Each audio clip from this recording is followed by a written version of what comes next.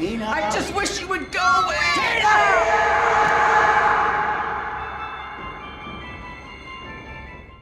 Yo, what up, fam? Welcome back to another episode of Q Reviews. In this Q Review, I'll be giving you the RoseBlood experience. I had the wonderful chance to be in Friday the 13th, RoseBlood, a sequel to Part 7, New Blood, directed and written and produced by my good friend, Peter Anthony.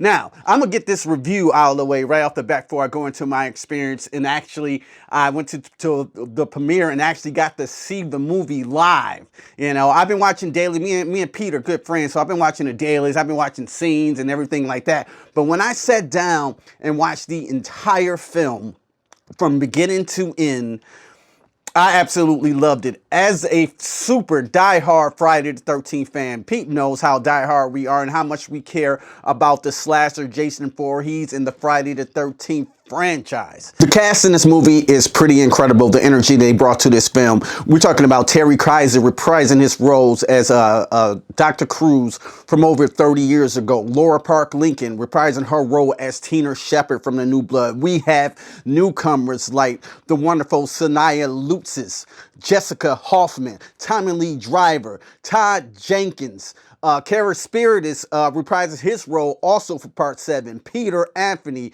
We have Rivas in the movie, Thomas Rivas. Oh, how can I forget the great immortal Jason Brooks and my boy Joe Caban. And of course, Jaquin Broadness, aka The Duke. So this movie takes place like a year later after the events of Friday the 13th, Part 7 in New Blood. We are now in a Camp Crystal Lake research facility, and there is a plan to bring maybe a monster back or multiple monsters using this special chemical, this DMT chemical, to enhance their psychic abilities to bring a monster or monsters back from wherever they are. Okay, me and Pete Anthony are really good friends. Of course, being on set, I've seen a lot of things happen, a lot of things go down. But let me tell you what, when I watched the premiere, and I watched that film that's an hour and 30 minutes long, and I seen exactly how it was put together, and I seen that vision come through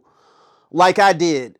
It is now Part 8. I think RoseBlood is the official Friday the 13th Part 8 film. The care and the mythology that Peter Anthony respected as a Friday the 13th fan that he brought to the film, it's just unprecedented, you know? And everybody here acting in this movie wanted to bring their A game. They wanted to do the best job they absolutely could. Now, this movie was shot in just 8 days. Peter Anthony himself raised the money very quickly within that same year. Within the next couple of months, we were shooting the film and we had it in the can in 8 days.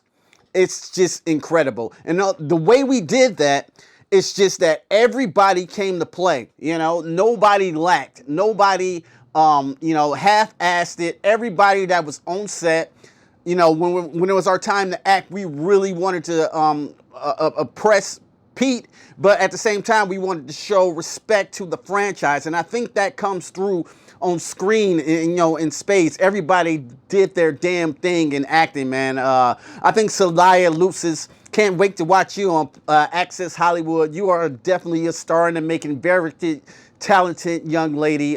Sometimes when she was screaming, it actually scared me a little bit because her screams were so screeching and terrifying. I just wanted to know, was she okay? Jessica Hoffman here, who plays the younger Tina Shepard.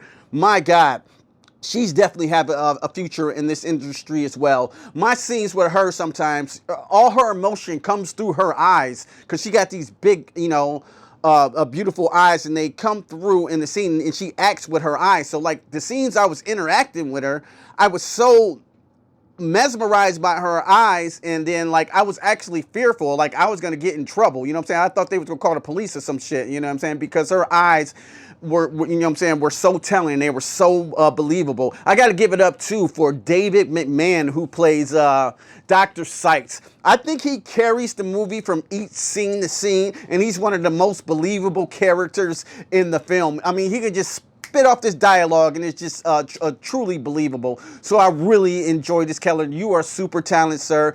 It was a pleasure working with you. Now, Peter Anthony, too. Peter Anthony here plays General Brackbauer. And General Brackbauer is your typical fucking twirl your mustache villain, but he does it so well. His execution, his voice, his presence, his dominant presence demands respect.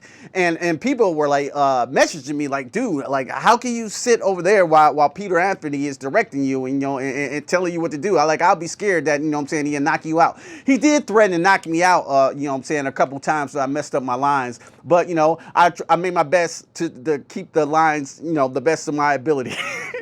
No, I'm just kidding. Pete was a great director the whole nine, but he also had to producing, directing, and acting in his own film. And we were learning, he was learning his lines like on set, on the day. He was learning them, and then he'll just come in and execute them. I thought he did a very well job as being Dr. Cruz to the second power. You know, if you know what I mean, if you've seen the film. Tommy Lee Driver too here just brought awesome performance. He came in last minute, man, but he came in like a total professional, nailed his lines, and we all moved on. I'm just talking about this on the acting standpoint, but the way this film was paced and put together, I know Peter Anthony was up for months editing the film. Matter of fact, shout out to Cody Newton that came in a day before and finished the last edits just to get it to that upper echelon that was perfect that we seen on screen. They worked very, very hard,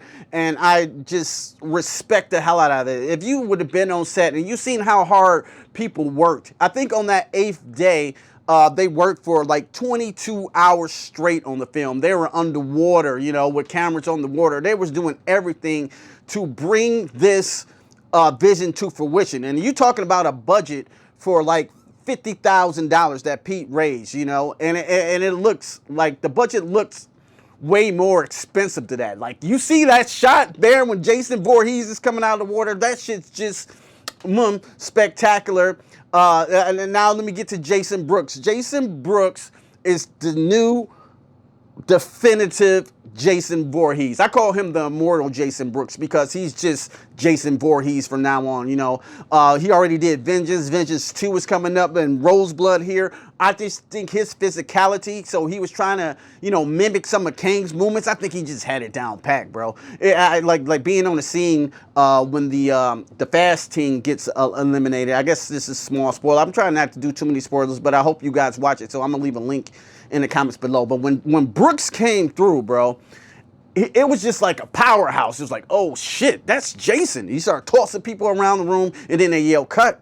And then Brooks is the nicest person you'll ever meet. You know what I'm saying? He's trying to get things done. He's also very talented with special effects, producing. So he was doing, a lot of people on this set held many hats, you know. Now I gotta give it up to my boy Brent Edgin. I hope I'm saying your last name right. But man, talk about a dude who wore many hats. This dude did special effects. He acted in the film a couple of roles, actually. He actually has 2 roles. I'm not going to spoil it here for you, for the people who haven't seen the movie completely. But he plays 2 roles in this film. He was doing special effects. He was doing graphing.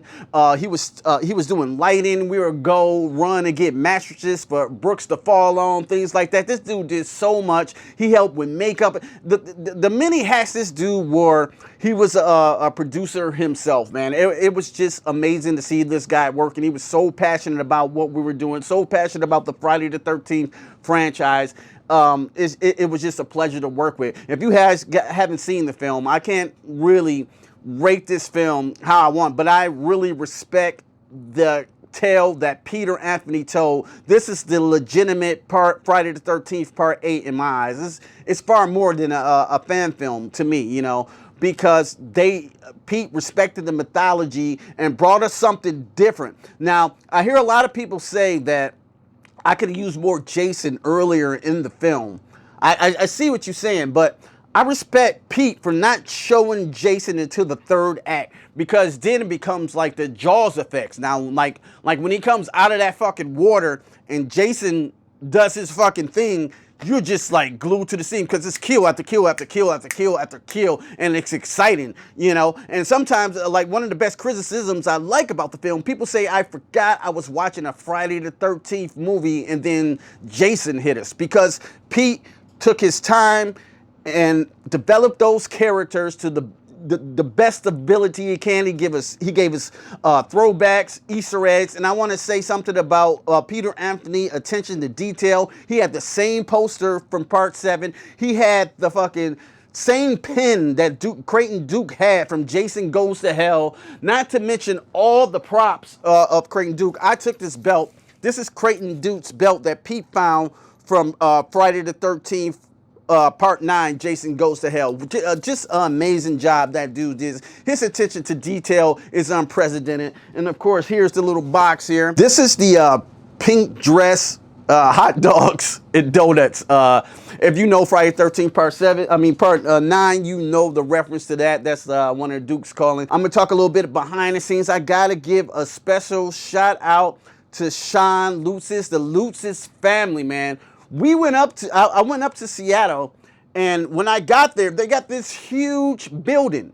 They spent $250,000, you hear me? Yeah, out of their own pocket for us to film in. The Camp Crystal Research Facility was that. We had our own rooms, our own set. He put up his money for that. He is one of the most kindest, giving human beings I have ever met. His whole entire family. And we ate really good too. Like, we had a heated tent outside where craft services came, you know what I'm saying? We had all type of great Mexican cuisine, sometimes Italian cuisine every day, and they made sure that everybody ate on the film. As a matter of fact, something happened on the film that they thought someone didn't eat, and there was, they wasn't having that. They was making sure everybody was fed, everybody was taken care of. What a awesome experience to be a part of. And I can talk about the movie more, but I'm just talking about my own personal experience that I had. When we went to the premiere, and the movie was over, it got a standing ovation. Like I turned around, everybody in the audience were standing up, applauding, and I had to tell Pete, like, Pete, yo, you got a standing ovation here, and people were overwhelmed by the film. And then after that, you know, when the lights came up, people was looking at me and telling me that I am the new Duke. You know, like, who the fuck would have thought 4 years ago that I would be in a film, a Friday the 13th film, which is my favorite horror franchise of all time, and I will be playing Creighton Duke? The Duke?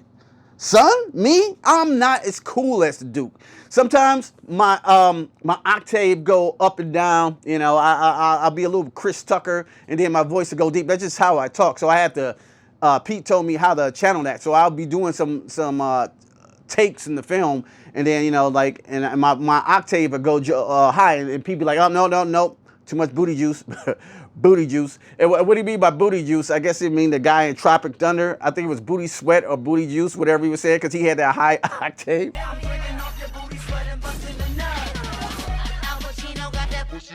Pacino's Booty Sweat. Popping ass open. Booty Sweat and Busta Nut bars available at concessions now.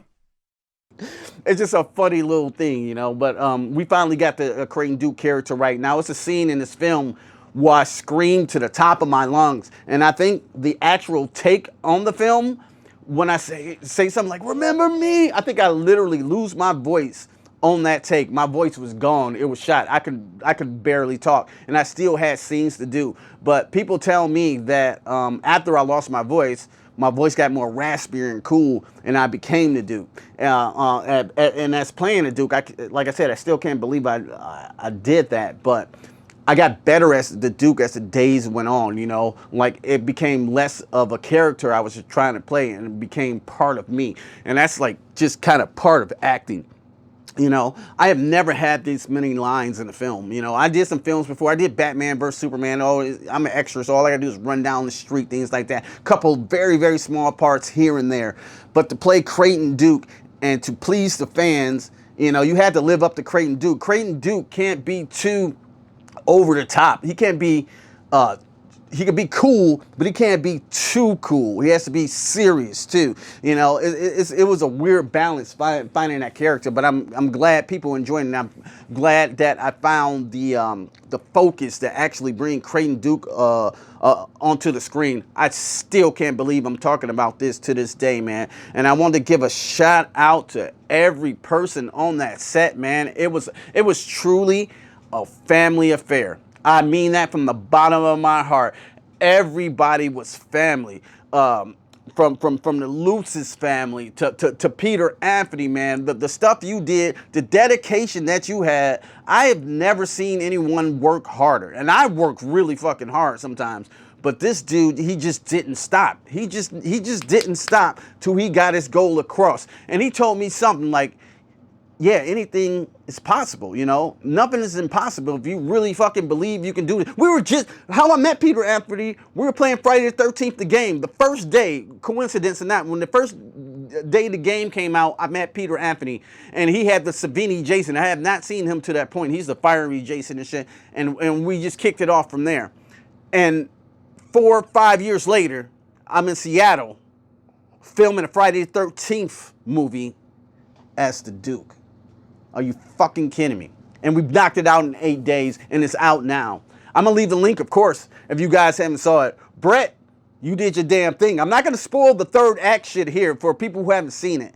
But holy shit, when that part came on, whoo! Y'all know, if y'all seen it, y'all know the part I'm talking about. It was just so well done by everyone. So congratulations to the cast and crew of RoseBlood. You guys are my family for life. I thank you so much for this opportunity. Right now, we're rated the #1 Friday the 13th fan film of all time with an 8.1 on IMDb right now. So the movie flows well, the pacing's good, the payoff is even better. If you could just wait, Jason's coming. I can tell you, and a couple other more surprises are coming too. So definitely check out RoseBlood right now in the link below. And special thanks to everyone involved. Special thanks to you, Peter Anthony, for giving me a shot and believing in me that I can do this role. And thank you so much for the in memory memoriam that you showed my mother. When I seen that, I had no idea he was gonna do that. When I seen that he put my mother in the film at the end of the movie, I just busted off. I busted out crying. I had full alligator tears. I was so proud. It was nothing like I ever experienced, and the whole event was nothing like I ever experienced. So once again, guys, man, thank you so much, man. It was a pleasure to be a part of this. Anything you need, any other projects, of course, you know, I got your back 100%. And shout out to Bri from Camp Crystal Meth. He was there setting everything up, making sure everything was running smooth. Shout out to you. Thanks for giving me a ride to the airport and the whole nine. It was a pleasure meeting you. You know, thanks for playing the game all those times. And yeah, definitely you guys check out RoseBlood in a link below. Leave your thoughts, comment. Let's run up that algorithm for the best Friday the 13th fan film ever made. To me, it's not even a fan film. It's actually canon. Everybody did a phenomenal job. Thank you guys so much. And don't just stare at it, eat it. Peace. I'm out cold, you hoes been exposed. Walk up on you slow with the foe and unload. You got more left for dead on the road. I strode when your car got towed.